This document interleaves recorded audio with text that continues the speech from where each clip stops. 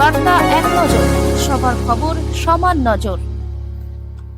ঈশ্বর সেবক হয়েও ভোটার তালিকায় নাম নেই, চুঁচুড়া প্রাক্তন সেনা শশীকান্ত হালদারের বেদনা। শ্রীলঙ্কায় শান্তি সেনা অভিযানে অংশ নেওয়া প্রাক্তন সেনাকর্মী শশীকান্ত হালদারের নাম উধাও ভোটার তালিকা থেকে।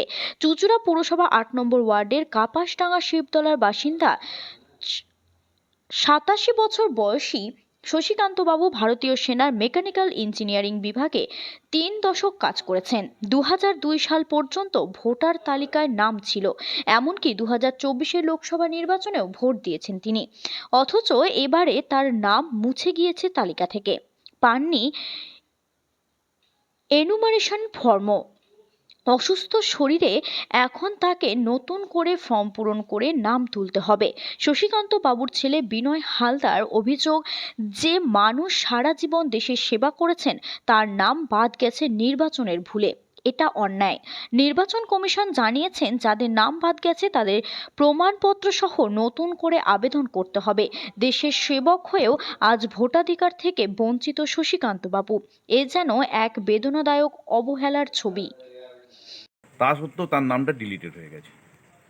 এবার আমার নির্বাচন কমিশনের একটাই প্রশ্ন, যে আজকের বাবা বেঁচে আছে, সব কিছু আছে, তার সত্ত্বেও তাকে স্বয়ম্বর ফর্ম ফিল আপ করতে বলছে। এই যে হ্যারাসমেন্টটা কেন করবে? এবং এই ব্যাপারে আমরা অপমানিত বোধ করছি, কারণ আমাদের হেড অফ দ্য ফ্যামিলি, তার নামটাই ডিলিট হয়ে গেছে। আর আমাদের নামটা থাকলো, এবার আমরা তো লিঙ্কেজ, তাহলে বাবার লিঙ্কেজটা কোথা থেকে পাবে? তার এটা মেন। তার যখন 6 নম্বর ফর্ম আমরা শুনেছি, 6 নম্বর ফর্ম তুলতে গেলে লিঙ্কেজ লাগে কিংবা ডকুমেন্টস জমা নিতে হয়।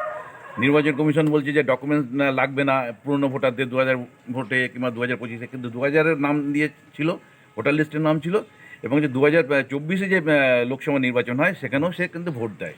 এবার আপনার বাবার নাম এবং এপিক নাম্বার যেখানে দিতে বলছে, সেটা তাহলে দেয়া কি বৈধ হবে নাকি অবৈধ হয়ে যাবে? বাবার হ্যাঁ, সেটাই তো আমি এখন মানে নির্বাচন কমিশনের প্রশ্ন, যে যেখানে বাবার ভোটার কার্ড আছে এবং সেশন কার্ড আছে, আপনি কার্ডটা দেখলেও দেখতে পাবেন, মানে যে প্রথমে যে ছিল সেখান থেকে।